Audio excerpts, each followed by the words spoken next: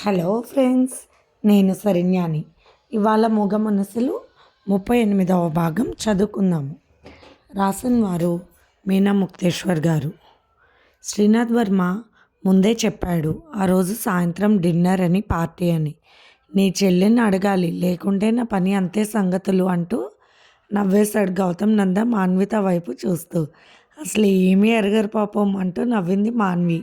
ప్రస్తుతానికైతే నాకు దాని మీద ఇంట్రెస్ట్ లేదు అంటూ మాన్విత వైపు ఒక రకంగా చూస్తూ అన్నాడు గౌతమ్ నంద. చూడండి అన్నయ్య ఎంత బాగా చెప్పారో అంటూ నవ్వింది శాలిని. మీ అన్నయ్య చెప్తానులే, కొత్త జంటకు అలాగే ఉంటుంది ఎవరికైనా అంటూ నవ్వేశాడు గౌతమ్ నంద. మా వారు అలా ఏమీ కాదు, ఎప్పుడూ ఒకేలాగా ఉంటారు కదండి అంటూ గౌతమ్ నంద వైపు చూస్తూ నవ్వింది మాన్విత. ఏమో, ఎవరో చెప్పొచ్చారు, అనుభవంతో చెప్తున్నాడు మా ఫ్రెండ్, చూద్దాం తర్వాత ఎలా ఉంటుందో. మొన్న కూడా ఒకరు పేషెంట్గా వచ్చారు హాస్పిటల్కి, భార్య బాధితుడు అట. అతను చెబుతున్న కష్టాలు వింటే నాకు నవ్వు బాధ కూడా కలిగాయి. పెళ్ళైన కొన్నాళ్ళకి భార్యలు అలా మారతారని చెప్పాడు అతను. మీ అన్నయ్య చూస్తుంటే ఇలా చెబుతున్నాడంటూ చిలిపిగా మాట్లాడుతూ నవ్వుతానే ఉన్నాడు గౌతమ్. ఏంటి, ఏమో పార్టీలు అంటున్నారు అన్నారు మహేష్ వర్మ గారు. అబ్బే అదేం లేదు డాడీ, ఊరికే అన్నాను అన్నాడు శ్రీనాథ్ వర్మ భయంగా. నిజానికి పార్టీ చేసుకోవాల్సిన సమయం ఇదే కదా, నేను కూడా రెడీ అవుతున్నాను అన్నారు మహేష్ వర్మ గారు. ఇక అందరూ నవ్వుతూ సందడి సందడి అయిపోయారు. ఆ రోజు చాలా మంచి మంచి వెరైటీస్ వంటకాలు చేసింది కవిత, తోడుగా వాళ్ళ అమ్మాయిని తీసుకొచ్చింది. ఇక చక్కగా అన్నీ కావాల్సినవన్నీ శ్రీనాథ్ వర్మ చాలా స్పీడ్గా సిద్ధం చేసేసాడు. ఆడవాళ్ళ పిల్లల వరకు ఇక్కడ పార్టీ అని చూపించాడు. ఇక మా పార్టీ డాబా మీద అంటూ చెప్పాడు శ్రీనాథ్ వర్మ. డాడీ పైదాకా చలిగాలిలో ఎందుకు, అందుకే ఆయన రూమ్లో ఒక చిన్న పార్టీ అంటూ చక్కగా తనకు అడ్డం లేకుండా అన్ని అరేంజ్మెంట్స్ చేసేసాడు శ్రీనాథ్ వర్మ. ఇలాంటి విషయాల్లో మాత్రం అబ్బాయిలు చూపించే హుషారు మరి ఇంకా వేట్లోనూ చూపించరేమో నాకు తెలిసి అంటూ నవ్వింది శాలిని. నిజమేనమ్మా, అందుకే నేను వద్దని చెప్పాను అన్నాడు గౌతమ్ నంద. అవును అన్నయ్య, మీ సంగతి నాకు తెలుసు అంటూ శాలిని భర్త వైపు చూసింది ఒక రకంగా. అబ్బా ఏం నటిస్తున్నారంటే గౌతమ్ నంద గారు, ఆస్కర్ అవార్డు వచ్చేసింది సార్ మీకు. మీ దయ వల్లే కదండి మా అన్నగారికి కూడా ఇలా ఒక వయసులో మిమ్మల్ని మార్చిపోయి ఆయన కూడా జారిపడ్డాడు అందులో అంటూ గౌతమ్ నంద శ్రీనాథ్ వర్మ ఇద్దరే ఉండగా అని నవ్వుతూ ఉంది మాన్విత. మా చెల్లి కాబట్టి నన్ను అర్థం చేసుకుంది అన్నాడు శ్రీనాథ్ వర్మ. ఫుడ్ ఐటమ్స్ తేవటానికి లోపలికి వెళ్ళిన శాలిని అప్పుడే వచ్చింది. మీ అన్నయ్యని వెనకేసుకోకి రాకమ్మా, నేను ఆ రోజు ఫోటోలో చూసా కదా అంటూ శాలిని మళ్ళీ డాన్సర్ని గుర్తు చేసింది శ్రీనాథ్ వర్మకు. అబ్బా వద్దు వద్దు అనుకుంటే నువ్వే గుర్తు చేస్తున్నావు పదే పదే. ఇక నేను నా ఊహల్లో అంటూ తల పైకెత్తి ఒక రకంగా నటించాడు శ్రీనాథ్ వర్మ. కాస్త కిందకు చూడు, జారిపోతావు, తంతే బోర్ల గంపలో పడతారు అందరూ. నువ్వెవరు తన్నకుండానే 45 ఆంటీ ఒడిలో పడిపోయావంటూ తెగ నవ్వుతూ అల్లరి చేశాడు గౌతమ్ నంద. తండ్రి గదిలో సైలెంట్గా ఏర్పాట్లు చేసి బయటకు వచ్చేశాడు శ్రీనాథ్ వర్మ. ఒరే, ఆ వయసుకి బాటిల్ అక్కడ పెట్టవద్దని చెప్పాడు గౌతమ్ నంద. మీ వయసుకి గుర్రం కూడా ఎక్కవచ్చా అంటూ నవ్వింది మాన్విత. మిమ్మల్ని చూస్తే పిల్లలు రేపు ఏం నేర్చుకుంటారు అన్నది మాన్విత. అప్పుడప్పుడు లైఫ్ని లైట్గా ఎంజాయ్ చేయవచ్చు, అంతేగాని దాన్ని అలవాటుగా మార్చుకోకూడదంటూ నవ్వాడు గౌతమ్ నంద. ఇదే ఆఖరి పార్టీ, మళ్ళీ మీరు ఇలాంటి పనులు చేస్తే నేను ఊరుకోనని మొహమాటం లేకుండా చెప్పేసింది మాన్విత. ఏం చేస్తారు తమరు అన్నాడు గౌతమ్ నంద మాన్విత మీదకు వస్తూ. అబ్బో భయం వేస్తుంది మాకు, ఏం చేస్తాం, మిమ్మల్ని మాన్పించలేకపోతే నేను వదిన కూడా మొదలు పెడతామంటూ నవ్వేసింది మాన్విత. అయ్యి బాబోయ్ మీరా, మామూలుగా ఉంటేనే మిమ్మల్ని భరించడం కష్టం, అలా అయితే అంటూ శ్రీనాథ్ వర్మ ఊహించుకుంటూ తన పైకి ఎత్తాడు. అంత దాకా వెళ్ళి పైకి ఊహించుకోక్కర్లేదు, కిందకి తల వంచుకొని కూడా ఊహించుకోవచ్చు అంటూ నవ్వాడు గౌతమ్ నంద. ఆడవాళ్ళు కింద కూల్ డ్రింక్స్ తాగుతూ డిన్నర్ చేస్తున్నారు. పిల్లలు ఐస్ క్రీమ్స్ తిని భోజనాలు కూడా చేసి వెంటనే పడుకున్నారు.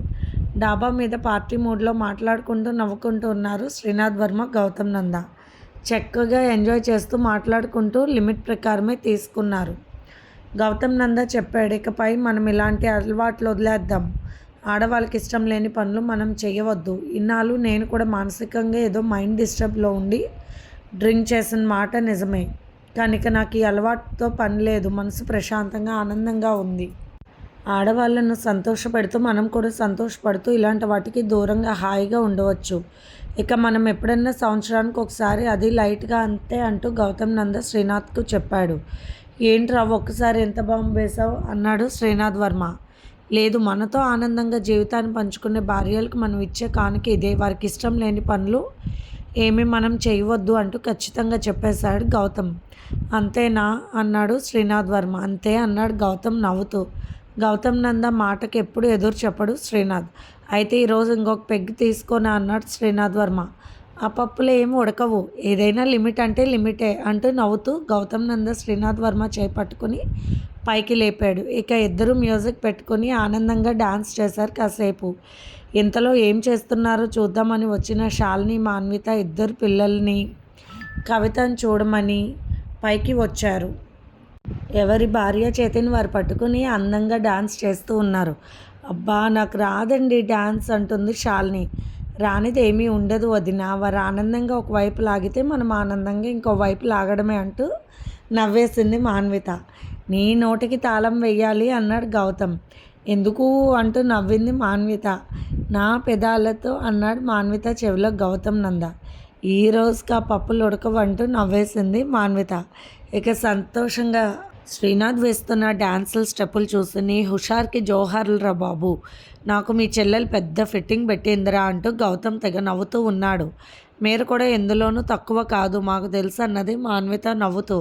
మా చెల్లి ఒకటే నన్ను అర్థం చేసుకుంటుంది అన్నాడు శ్రీనాథ్. ఈసారి కానీ ఇలాంటివి మొదలు పెడితేనా మీకుంటుంది నా చేతిలో అని చెప్పింది మాన్విత. ఆ మాట ఎప్పుడో ఇచ్చేసాడు నా ఫ్రెండ్కి, వాడి మాట జవదాటనంటూ గౌతమ్ చెప్పిన విషయాన్ని వారిద్దరికీ చెప్పాడు శ్రీనాథ్. అవును, పిల్లలు పెద్దవారిని ఫాలో అవుతారని తెలిసినప్పుడు అయితే సరే, కానీ ఏమీ తెలియని వయసులో ఇలాంటివి కానీ వారి మనసులో పడితే తొందరగా వదలవు. అందుకే ఇక వీటికి గుడ్ బై చెప్పేయడమే అన్నాడు గౌతమ్ నంద. ఎప్పుడైనా మనం జనరల్గా బయటకు వెళ్ళినప్పుడు అప్పుడు ఏదైనా ఒక అవకాశం అంతే అన్నాడు నవ్వుతూ గౌతమ్. అబ్బో చాలా మంచి పాయింట్ ఇచ్చారుగా అంటూ నవ్వింది మాన్వి. శ్రీనాథ్ వర్మ మనం రేపు ఎక్కడికైనా వెళ్దామా అన్నాడు. ఆ మాటకి అందరూ నవ్వి అలా ఉంటుంది మరి పరిస్థితి అంటూ ఆడవాళ్ళిద్దరూ పక్కపక్క నవ్వేశారు. అలా అందంగా ఆనందంగా ముగిసింది ఇంట్లో ఫంక్షన్. రోజులు హాయిగా గడిచిపోతున్నాయి. చూస్తుండగానే 5 నెలలు గడిచిపోయాయి. జాను మధుతో పెళ్లి కొప్పుకునేసరికి గౌతమ్ నంద మాన్విత ఇద్దరూ కలిసి పెళ్లి పెద్దలుగా పాత్రలు వహించి వారి పెళ్లి జరిపించారు. అలాగే మాన్విత ఉదయాన్నే మోహిత్ నంద పనులు చూసుకుని హాస్పిటల్కు వెళ్ళిపోయి వస్తుంది. ఎప్పుడు ఎక్కడ చూసినా ఏ తప్పు జరిగినా గౌతమ్ చక్కగా ఎవరికి తెలియకుండా శిక్షలు అమలు చేస్తూనే ఉన్నాడు. మాన్విత మాత్రం కనిపెట్టేసి గౌతమ్ నందాలో కోపాన్ని తగ్గించి తన ప్రేమతో అతన్ని మామూలు స్థితిలోకి తీసుకువస్తూ ఉంటుంది. ఇప్పుడు అందుకు మధు కూడా సహాయంగా ఉంటున్నాడు గౌతమ్కు. గౌతమ్ మాన్విత వారంలో ఒక్కసారైనా తమ పూల తోటలోని అవుట్ హౌస్కి వెళ్ళి గడిపి వస్తున్నారు బాబుతో, శ్రీనాథ్ కుటుంబంతో. హాస్పిటల్లో కట్టించడం పూర్తి చేయించాడు గౌతమ్ నంద. అక్కడ లేని వారికి అభాగ్యులకు ఉచిత వైద్యం చేస్తున్నాడు. అందుకు మనస్ఫూర్తిగా ఇష్టంతో పనిచేస్తుంది తోడుగా మాన్వి. మురళి తన మీద తాను ఉపయోగించుకుంటున్న మందుల విషయంలో కొద్దిగా తెలిసిన మాన్విత అవన్నీ కూడా గుర్తు తెచ్చుకుని ఒకటొకటిగా సెట్ చేసుకుంటూ జాస్మిన్ కూడా తెలిసిన విషయాలు కనుక్కొని ఆమె ద్వారా కూడా మందులకు సంబంధించిన విషయాలను గ్రహిస్తూ మురళి చేసుకున్న ఇంజెక్షన్స్ గురించి తెలిసిన తన ఫ్రెండ్కి ఫోన్ చేసి వాటి నమూనాలను తీసుకుని గౌతమ్ నందాకు అప్పగించింది. దాని విషయంలో లండన్ డాక్టర్తో డిస్కస్ చేశాడు గౌతమ్ నంద. చివరికి గౌతమ్ నంద చెప్పినట్టు ఆ ఫార్ములాని వాళ్ళు రెడీ చేశారు. కొన్ని జంతువుల మీద అది ప్రయోగం చేయడం జరిగింది. అక్కడితో సక్సెస్ బాగానే వస్తుందన్న నమ్మకం వచ్చింది. 10 సంవత్సరాల లోపు మారుతున్న శరీర తత్వాలున్న అబ్బాయిల మీద ప్రయోగించారు ముందుగా. దానికి విరుగుడు ఇంజెక్షన్స్ కూడా కనిపెట్టి రెడీగా ఉంచుకున్నారు. కానీ ఆ అబ్బాయిల శరీర తత్వాలు నెలలోపు మంచి మార్పు వచ్చింది. వాళ్ళు గౌతమ్ నందాని చాలా అప్రిషియేట్ చేశారు. గౌతమ్ నంద మను కనిపెట్టిన వాడు మురళి అని, అతను అలాంటి పేషెంట్ తన మీదే తను ప్రయోగించుకుని సగం పైనే సక్సెస్ రేట్ వచ్చాక జరిగిన విషయం మొత్తం పూసుకొచ్చినట్టు చెప్పాడు గౌతమ్ నంద. డాక్టర్ జోసెఫ్ గారికి చాలా ఆనందం కలిగింది.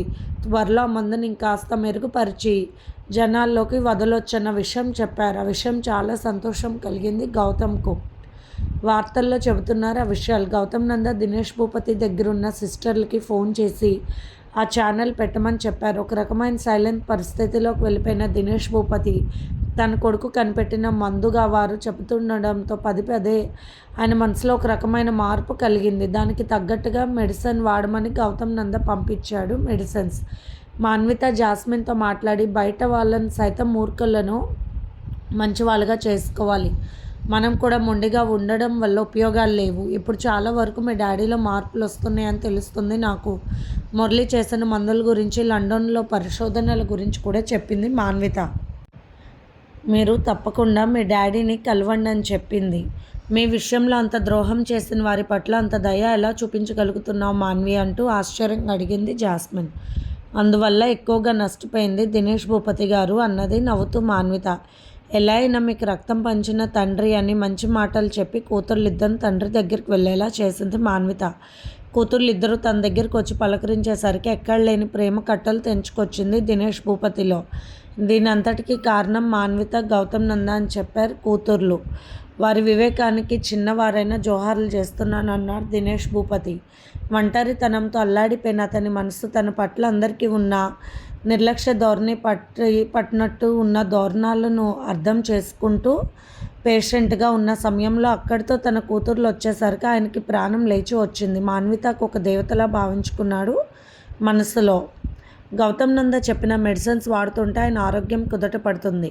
అంత ద్రోహం చేసిన తనకు స్వయంగా గౌతమ్నే మందులు ఇవ్వడం దేవతలకు రూపాలుగా కనిపించారు గౌతమ్ దంపతులు ఇద్దరు ఆయన కళ్ళకు వాళ్ళు.